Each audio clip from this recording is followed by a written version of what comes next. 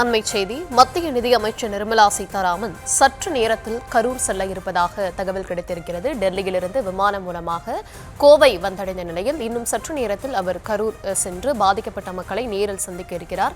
விவரங்களை தர இருக்கிறார் செய்தியாளர் அருண். அருண், எவ்வளவு நேரம் ஆகும் அவர் கரூர் சென்றடைய? என்னென்ன ஏற்பாடுகள் செய்யப்பட்டிருக்கிறது? தர்ஷினி வணக்கம். அதாவது கரூரில் நேற்று முன்தினம் நடைபெற்ற அந்த சோக சம்பவத்தில் 40 பேர் உயிரிழந்த நிலையில மத்திய அரசு அவர்களுக்கு 2 லட்சம் ரூபாய் தலா வழங்குவதாக பிரதமர் மோடி அவர்கள் அறிவித்திருந்தார். இந்த நிலையில மத்திய அரசு சார்பில் மத்திய நிதியமைச்சர் நிர்மலா சீதாராமன் மற்றும் மத்திய இணையமைச்சர் எல் முருகன் ஆகியோர் விமானம் மூலம் தற்பொழுது கோவை வந்திருக்கிறார்கள். கோவையிலிருந்து கார் மூலமாக அவர்கள் கரூர் புறப்பட்டிருக்கிறார்கள். கோவையிலிருந்து கரூருக்கு சரியாக 2 மணி நேரத்தில் கரூரை எட்ட முடியும். எனவே அடுத்த 2 மணி நேரத்தில் 11:30 மணி அளவில் அவர் கரூர் அரசு மருத்துவமனைக்கு செல்கிறார். அதே போன்று அங்கு உயிரிழந்தவர்களின் குடும்பங்களை சந்திப்பதற்கான ஏற்பாடுகளும் அங்கு செய்யப்பட்டிருப்பதாக தெரிவிக்கப்பட்டிருக்கிறது.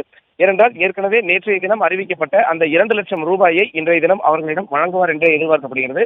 எனவே தற்பொழுது கார் மூலமாக இங்கிருந்து புறப்பட்டிருக்கக்கூடிய அமைச்சர்கள் நிர்மலா சீதாராமன் மற்றும் எல் முருகன் அவர்களுடன் பாஜகவினுடைய மகளிர் அணி தேசிய தலைவர் வானதி சீனிவாசன் சென்றிருக்கிறார். தொடர்ந்து அவர்களை சந்தித்து ஆறுதல் கூறுவதுடன் மற்றும் அந்த பாதிக்கப்பட்டு மருத்துவமனையில் சிகிச்சை பெற்று வருபவர்களுக்கு உடல்நலத்தையும் விசாரிக்க இருக்கிறார்கள். அதற்குரிய ஏற்பாடுகளை கரூர் மாவட்ட பாஜகவும் சரி காவல்துறையினரும் அங்கு தீவிர ஏற்பாடுகள் செய்திருப்பதாக கூறப்படுகிறது. தர்ஷினி, விவரங்களுக்கு நன்றி.